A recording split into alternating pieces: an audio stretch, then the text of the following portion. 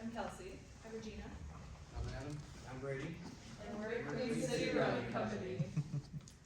First, I'm going to run through the table of contents. We're first going to talk about the history of Queen City Running Company. And then second, like the SWOT analysis and target market. And then we're going to talk about our current social media plan. And we'll talk about website and SEO implementation and growth. And then lastly, conclusion and questions. So to first start off, why are we wearing athleisure wear? Well, Queen City Running Company is a local running company that carries all running essentials from athleisure, running shoes, and recovery supplements, and it's a 10-year-old company.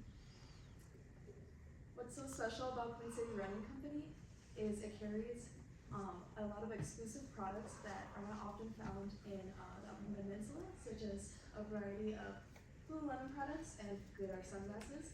But what's most important is their fitting process. What's special about it is when you go into the company, a trained staff member will help you find the right shoe that fits your lifestyle needs and make sure it's comfortable, fit everything that you do. And it's important to note that Queen City Running Company doesn't just have one location, they have two locations, one being in Iron Mountain and Houghton. Now let's meet our Queen City's owners. The first is Kevin Thompson. He's a founder and co-owner, and he's a Marquette and NMU alum. Paige DuBois, who we actually met with last week, is the regional manager, co-owner, and NMU athlete alum. What's so important about Queen City is their community involvement. They do a great job at being involved with just getting runners together and just athletes together. One example is they host weekly pub runs, which involves going to Black Rocks or Iron Ore after a group run to just kind of get people to socialize.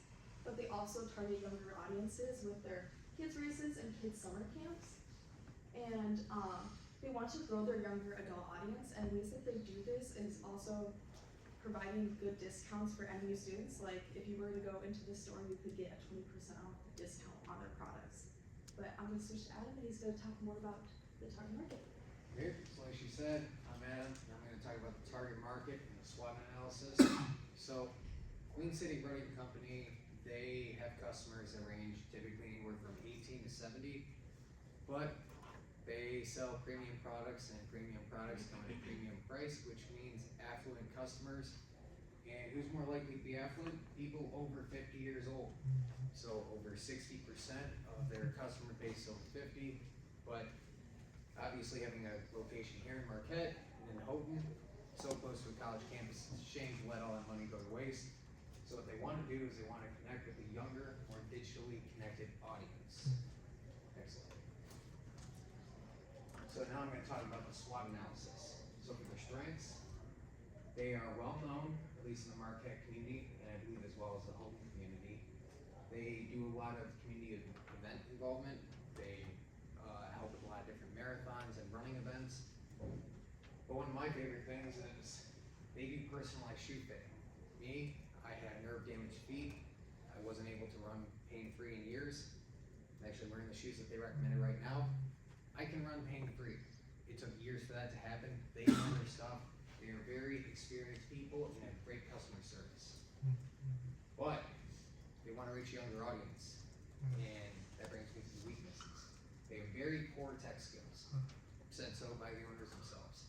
Their customer website has a poor UX, and they do no content marketing, like no reels, none of that, which you kind of need to have if you want to reach a younger audience. But for opportunities, like I said, colleges near every location, which means potentially a limitless supply of new customers every year in the exact demographic that they want to hit, which is a younger, digitally connected audience. Another thing is there is a local Boston qualifying marathon that goes on in Marquette every year, which brings athletes and young people from all around the country, which helps give exposure to the company. And what I think is the most important opportunity is that they now have access to digital marketing students, i.e. us, who we are still meeting with. And threats, obviously, we have harsh winters in the UP. It's kind of hard to run during blizzards. During peak running season, students leave, which hurts the business. Can't really change that. Can't stop students from leaving. And another threat, obviously, obviously large e-commerce players such as Amazon. So, like I said, they have strong community involvement. They have a loyal customer base of over 50, but there is still real potential to reach a younger market. And on that note, I'm gonna hand it off to Regina, who's gonna talk about their content marketing and social media plans and strategies and what they're currently doing. Alright, so what Queen City does right now is they have 3 different Instagram accounts for each location. So they have Core Marquette, Houghton, and Iron Mountain. And for Facebook, they have one main account for all 3 locations, and that has over 3,000 followers. And what they currently post on social media is they post a lot of events. So the top right is an example of what they post for their events. And they also post their clothes and products. The top left is an example of that. They have group photos, candid photos, like random snapshots that they take, and also the occasional like reels that they post on Instagram. They also have a Strava account, and they have one for each location. These groups, or these members join each location, and it tracks the distance in miles, and there's also a leaderboard, and it creates good community engagement. And currently on social media, they have like a semi-content creator named Lincoln. He is a NMU student and also does marketing for NMU as well, so he's not able to fully commit to Queen City Running. So a lot of the employees and managers do post on social media.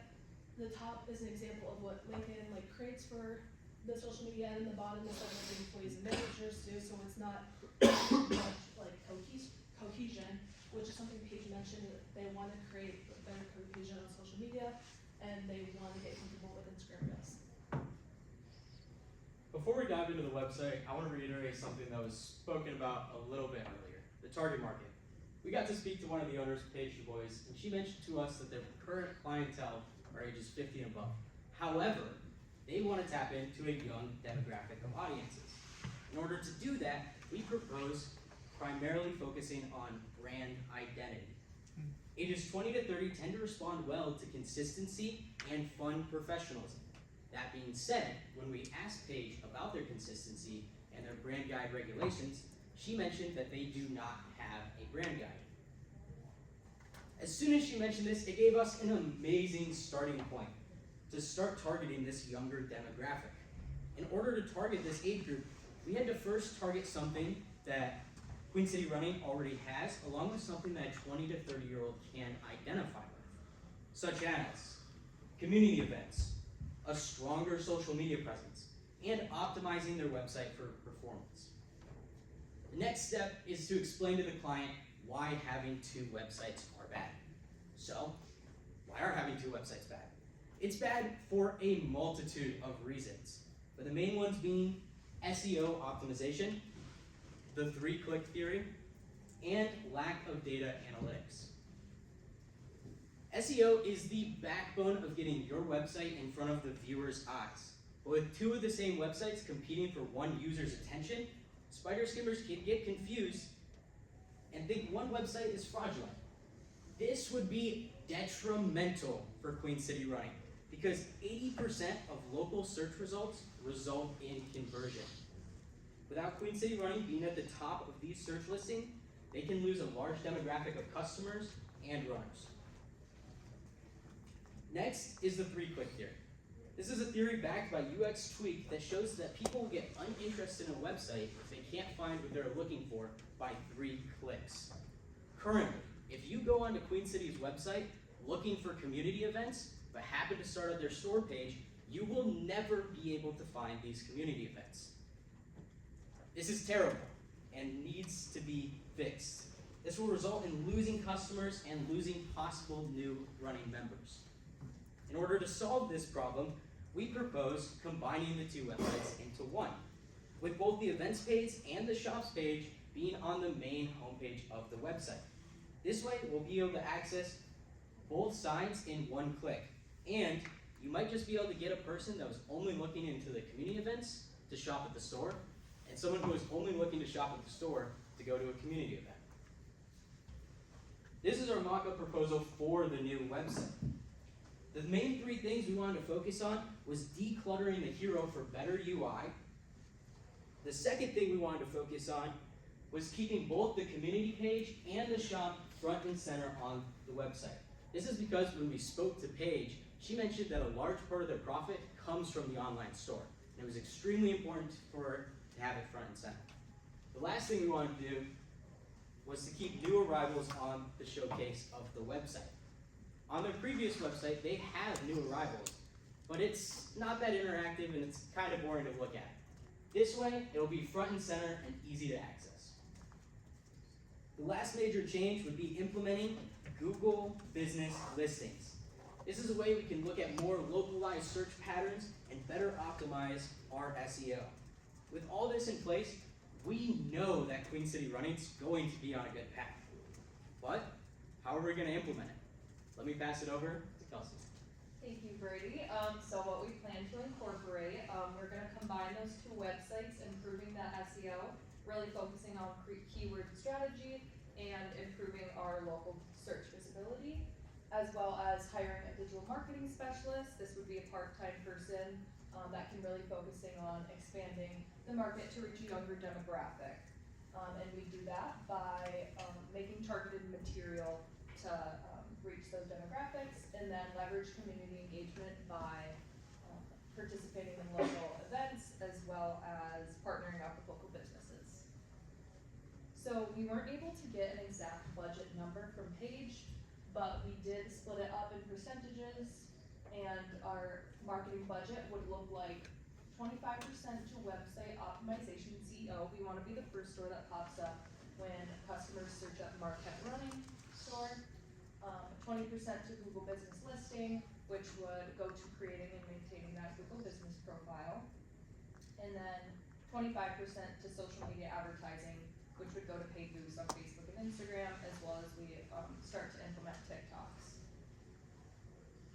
So continuing that, 15% would go to content creation, which would be our budget for our part-time marketing assistant. And then something that they haven't done before is email marketing, which is a great customer service tool. And then that would help send out updates, newsletters, and then loyalty offers.